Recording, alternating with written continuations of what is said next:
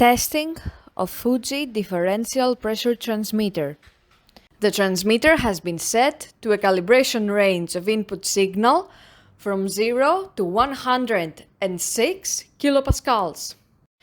For testing, we add a 24-volt DC power supply, a multimeter in order to measure the milliamp output, and some pressurized air as input signal. By manipulating the input signal, we see that at 0 bar the output is 4 milliamp and at 1.06 bar the output is 20 milliamp.